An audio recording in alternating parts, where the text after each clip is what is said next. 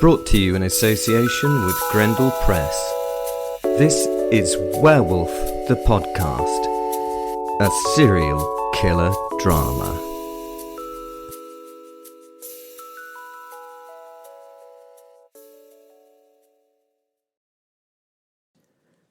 Welcome to Werewolf the Podcast. Yes, you're quite correct. This is not Will. He's a little busy at the moment, dealing with... I think he used the term shit. Yes, that was it. As usual, a gifted linguist, our Will. He's dealing with shit. My name is Simon de Montfort. I'm a professor focusing on the supernatural criminal at the University of Leicester, and I've lived in Leicester for, well, a lot longer than many others. That would be a simple way of explaining it. Hopefully you understand where we are in the story. I, for one, know a lot has happened in recent episodes. Will has labelled this particular show part... he often gets it wrong, so let me just check this. Yes, episode 123, part 12. You can go back a few episodes to learn what's happened before, and I do recommend it, honestly. It would mean you were cognizant of what's happening. As you probably realise, you are now part of a staggeringly huge audience of listeners to this little horrific tale of grief and horror. I mean, it has its moments of mirth-filled melodrama, but for some reason, it struck an accord with people of a certain demeanour and outlook on life. I worry for your future mental health, but okay. Everybody requires an outlet, I suppose. And although not a healthy one, at least you and yourself are not doing any harm. Please take a look at the description, where you can find lots of links to all the worthy lichen materials that Will and other notable authors produce especially for you.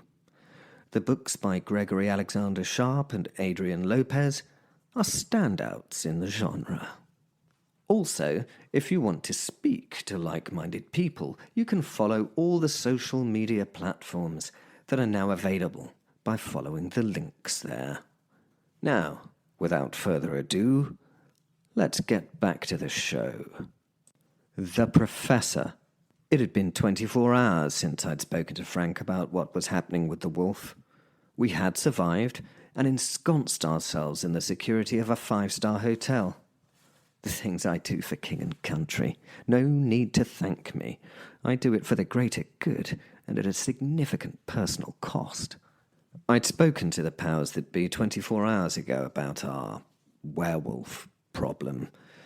What seemed a considerable issue for us was actually scaled up by many levels. I thought we were just having an issue in London. I mean, it was not an insignificant issue. But it wouldn't be a worldwide problem, would it? Well, it seems so.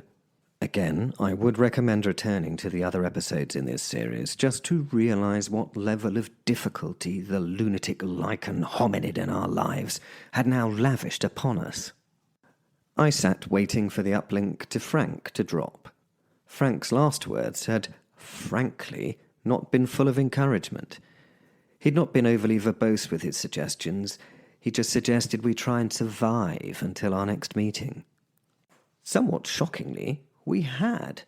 Without much work from ourselves, we had survived. The wolf had worryingly dropped back into the noise and static of the busy world, and we'd heard nothing more from him. As you may gather, this created more significant stress and tension within our little band of brothers and sister. Much more stress and tension than if we knew where the werewolf was and what he was doing. Will would understand that, of course.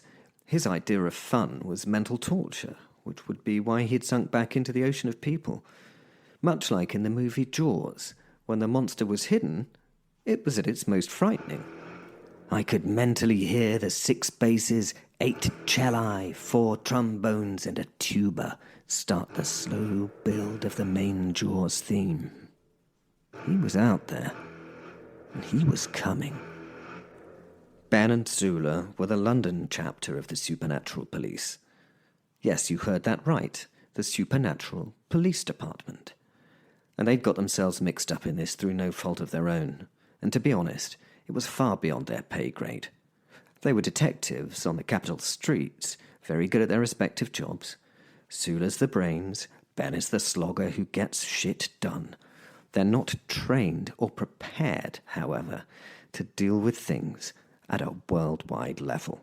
They were finding it difficult to accept the intensity of the situation and how powerless they were to effect a response. I hoped they hadn't realized how dangerous the world had now become for them and theirs. I had no family. My friends were held at a safe distance for their own good. I had very little to be used as leverage. Will, our anti-villain of the piece, was not only a werewolf, that seems an incredible start to any sentence if you think about it, not only a werewolf, but he was a highly intelligent psychopath. Oh, and to make him significantly more difficult to deal with, he'd been trained by the British government to be an intelligence operative and an assassin. Yes, he was the equivalent of a werewolf James Bond. I know it seems a little bit unbelievable, but I have to say in my line of work, this was a pretty standard and straightforward scenario. Some things that pass through the stratosphere of my world, well, they're to be spoken of in a future biography, perhaps. Unlikely, though. I hoped Ben and Zula hadn't realized what Will was psychologically capable of, and, due to his gifts, some bestowed by our own MOD, that he was more than capable of carrying them out. Let's not even consider what those things that he was capable of are. But if you do want to, it's a lot. I considered this as I was toying with the corner of my notebook when the computer did one of those ringing notifications, and the screen showed, well, nothing. But a voice I recognized spoke out. "Hello, Professor," said the voice I knew as Frank. "Hi, Frank." I know him saying hello and me saying hi seemed a weird disparity, but that is what was said. From there, Frank was straight into the meat of the conversation. "In the last 24 hours, a lot has happened. After long and difficult discussions based in and around our militaries and governments, we have decided to bring significant resources into the field. Multiple governments have been brought into play. The significance of taking this werewolf individual and the knowledge that he has about the Eastern Russian Pact is a high priority. We need that spell." He still struggled with the concept of magic being real. "It could make a difference in de-establishing the Russian economy. It could help end what is somewhat of a difficult situation very quickly, reducing loss and costs significantly." This was all army jargonese to try and legitimize death and mayhem, but I was used to the ridiculousness of warfare. I'd been involved in fighting for stupid reasons and causes longer than I could remember. This particular operation seemed to have an actual, sound, legitimate outcome for the world. At this juncture, I felt I should help. "Okay, Frank, what can I do?" "At the moment, we need you just to be available as an advisor. We are currently doing the logistics to put the resources into play. The entity that left the Iraqi dig site made landfall in the UK in the early hours of this morning. It was observed until it stopped its migration at a point in the greater Manchester area of North England." Frank told me.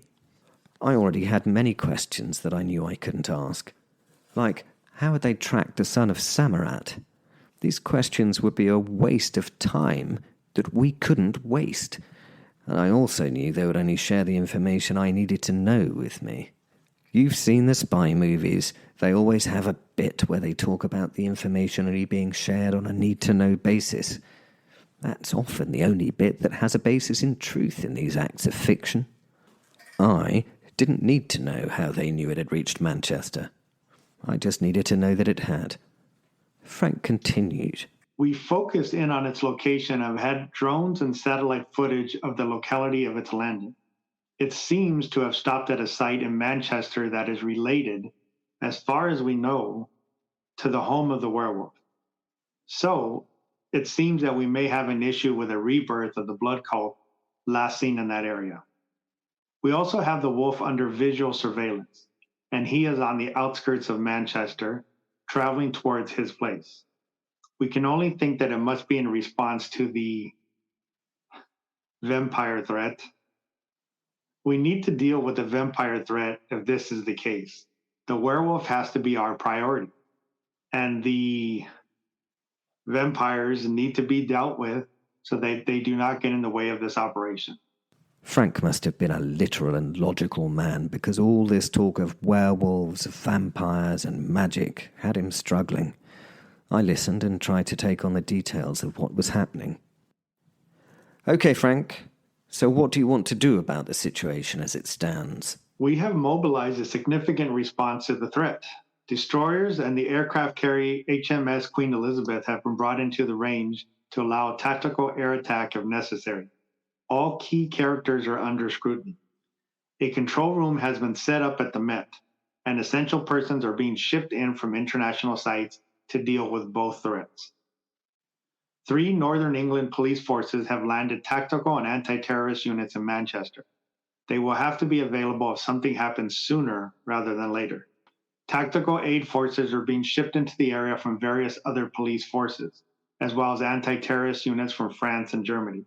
We have scaled up Manchester police to prepare for a major incident, and all that will be required if the worst happens. Special forces from Norway will be there in 3 hours, and our specialist units from the UK and the USA are currently deployed overseas, so it will take a little longer to get to the site. I was stunned by what seemed an inordinate response to the situation. It seemed very gung-ho, and a little American in its nature. But then they never do things on a shoestring when it comes to national defense.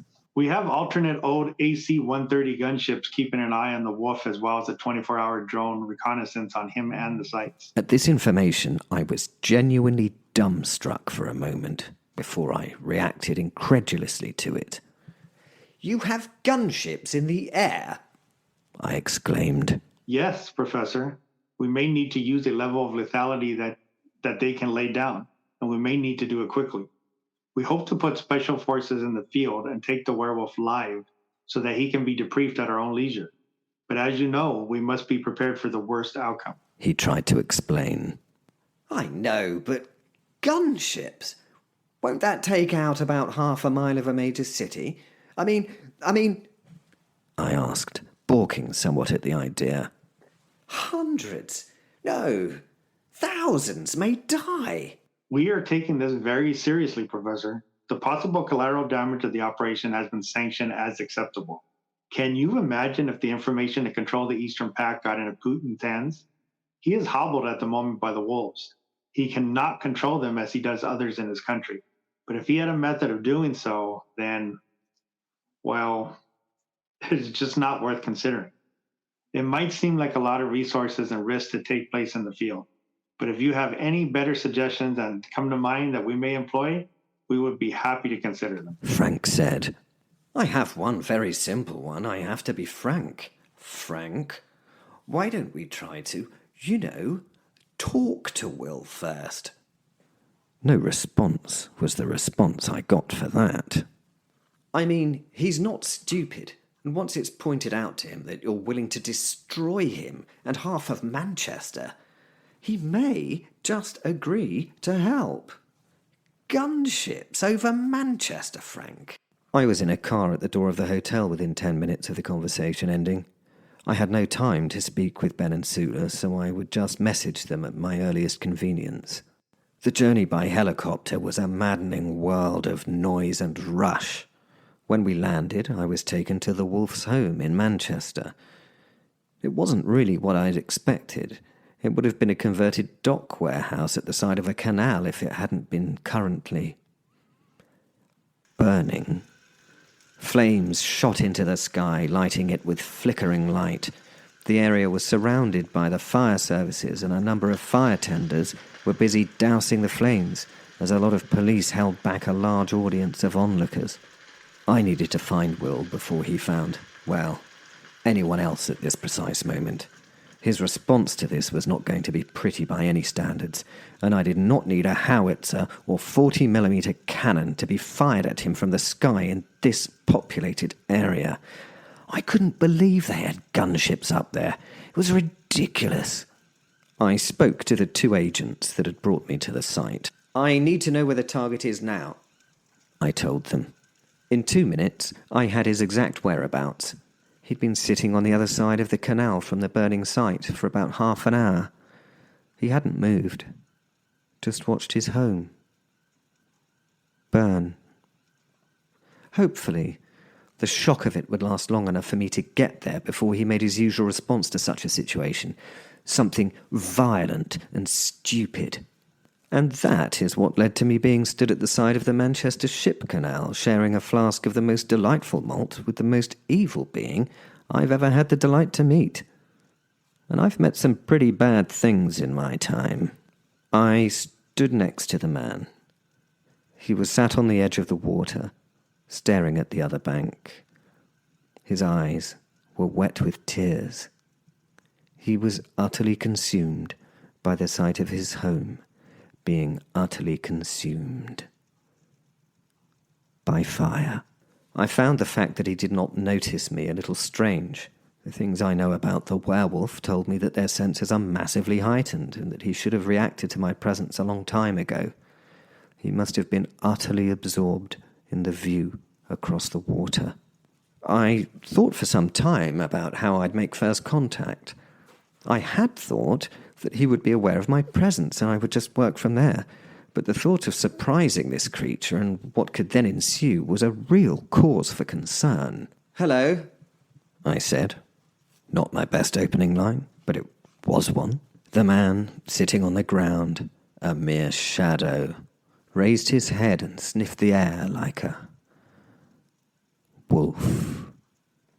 His face was now lit by the fire across the water, and that face was incredibly handsome. But in the rippling firelight, that handsome face seemed darkened and inhuman. He cocked his head as if listening, and then turned a gaze on me that I might need a few therapy sessions to process. There was no explosive rush of a beast. There was a pause of what seemed a considerable length of time.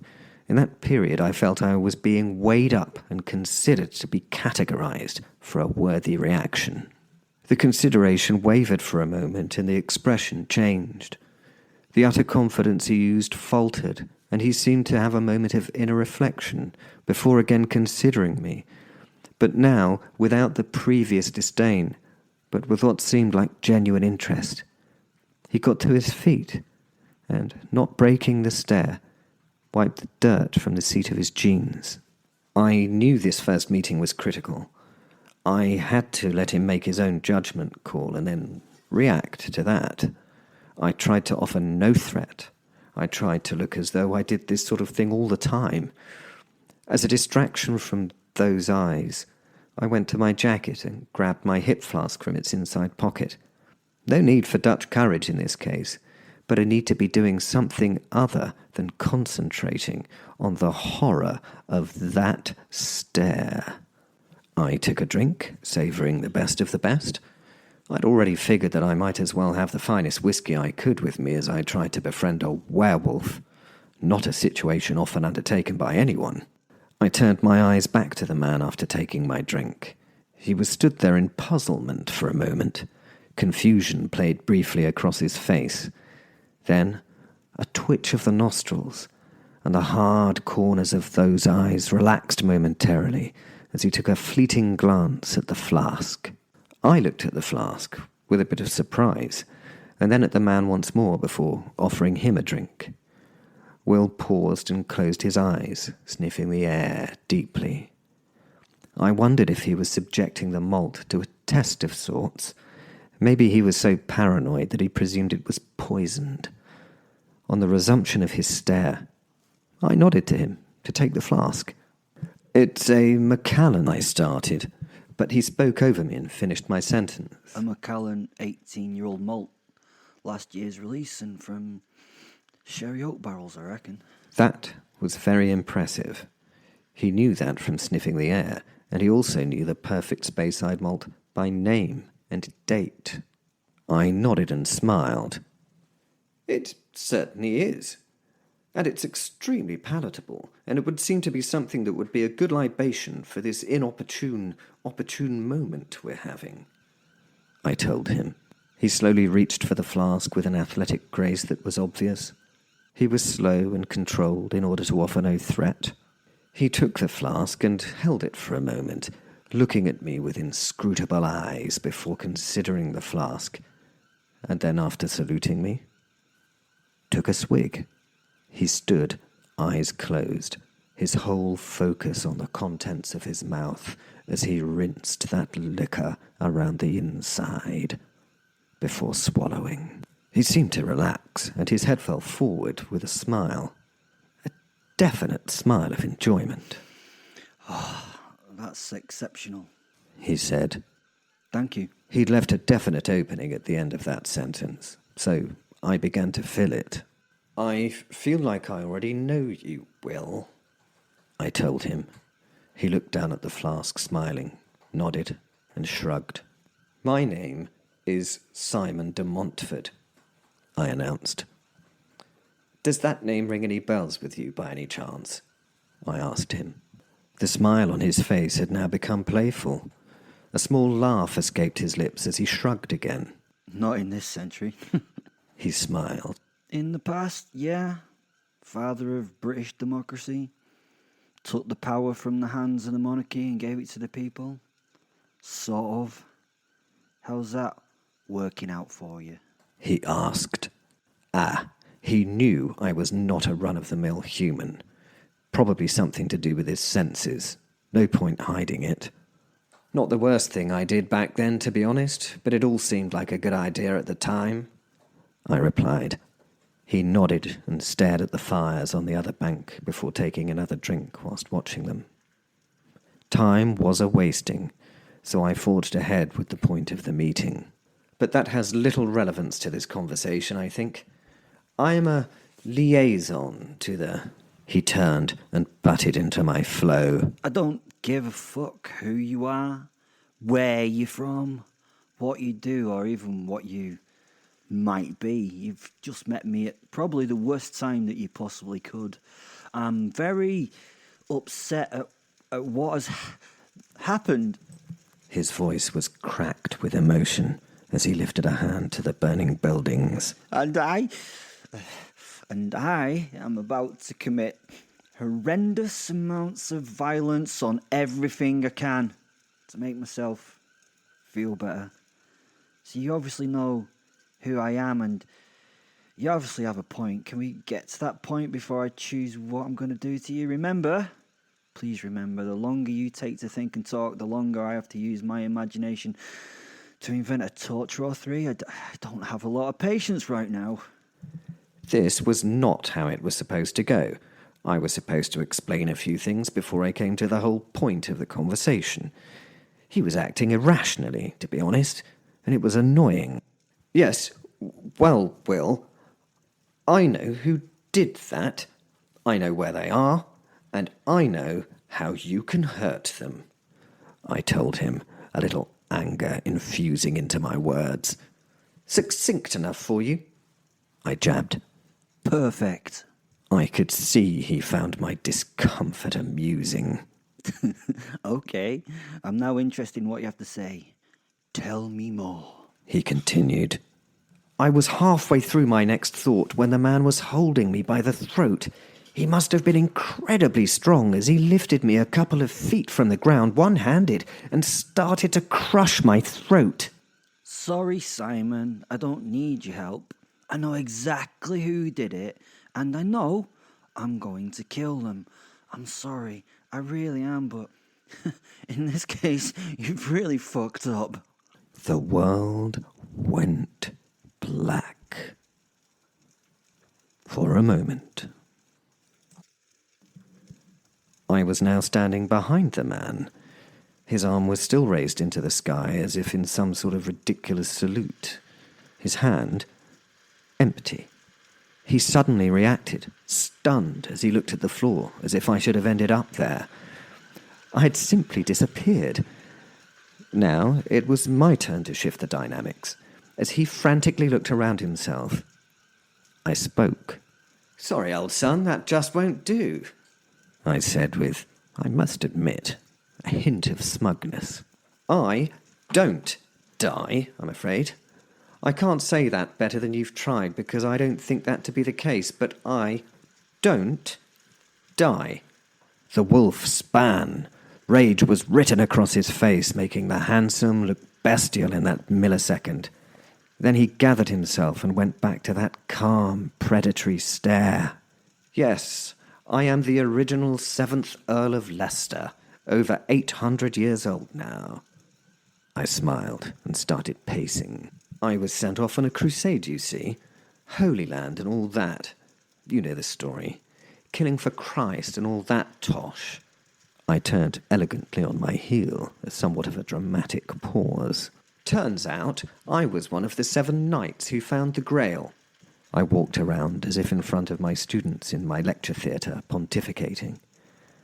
I know I was being very self-centered, but I never really get to share this story. Honestly, it was a joy to do so. Again, pausing for effect and turning to the man, now visibly vibrating with constrained anger, I thought I'd push him further still by slightly mocking his knowledge. "You know, the Holy Grail, the Cup of Christ," I explained. The wolf was so tense and taut that he found it challenging to do even a slight nod in acknowledgement. "To be succinct, which is what I understand you appreciate, I drank from it, and now has seemed to become forever." I smirked. The man was again suddenly in my face. The world went black once more. And then I was behind him, as he knelt over nothing on the ground. "I gather you didn't believe me?" I asked. He remained kneeling and started laughing. No, I believed you. I just had to check," he said with some disappointment. He rose to his feet now and waved in a conciliatory manner. Okay. Simon, I am really listening.